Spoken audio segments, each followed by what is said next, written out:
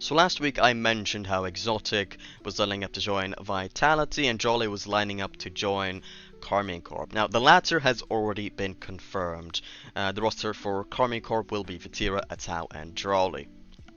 Now another tweet came out from Achilles saying Team Vitality are in discussions with Monkey Moon regarding a potential transfer ahead of the RLCS 25 season, and then another tweet came out saying Team Vitality are confident in finalizing the signings of ExoTiiK and Monkey Moon ahead of the RLCS 2025 season. So there we go, we might see Monkey Moon in a Vitality jersey, which will be very, very weird.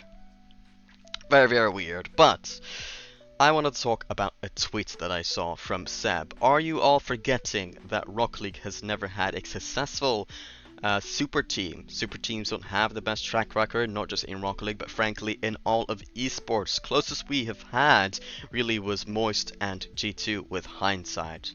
Now, first of all, I want to say that I do probably think this Vitality roster will win the first major that comes along. So I do actually believe in a super team, or at least I consider it a super team. And he's doing exactly the same. And he's saying there has never really been a successful super team. And I want to argue against that point, because I disagree with it so much. Let's start off with the biggest one, Galeforce Dignitas. He's claiming that they are not a super team. So first, let's talk about what we would have known about the team going into that season 4, which is the worst part of the argument actually for my case, which is Panda was one of the best on his team the season before in a season where he didn't make LAN, but they did make top 4 in league play, just not quite in the playoffs for EU. And during that league play era, I would generally say that the format was not quite as good as nowadays at finding the 4 best teams in your region. So even though they didn't make top 4 in EU, you can definitely argue that maybe they were actually secretly top 4, or at least they were super close, if at worst, basically. And then as well, the season before that, he had made the grand final in season 2, so that's pretty important as well. And for KDOP, he made the final in season 3, wherein it was kind of clear that KDOP was an S tier player, so I don't think that one was ever negotiable anyways. But then Turbo, he won season 3, which is huge. Obviously, Devo was the best on his team, but winning it is at least relevant. And now I get that just winning a tournament like that isn't a guaranteed, oh, they're an S tier player. For example, we wouldn't have said Verdosa was an S tier player, probably around A tier going into what would be now last season. But yeah, sure, going into it, maybe you wouldn't have known for sure whether that would have been a super team. I don't think people knew, to be fair. I don't think people were quite certain, yeah, this is definitely going to be the best team. I think they were probably in the conversation, but I wasn't sure that they would be guaranteed grand final at Worlds at worst. I don't think they were quite that. Sure. But then, taking into account that they dominated from Season 4 until the Season 6 RLCS Finals, you can't be a team that dominates for that long without being a team comprised of S or A+ tier players, whatever you want to call that tier, I suppose. It is only possible if you have if you have 3 players that are just at the top of the entire player base. I don't think it's possible any other way.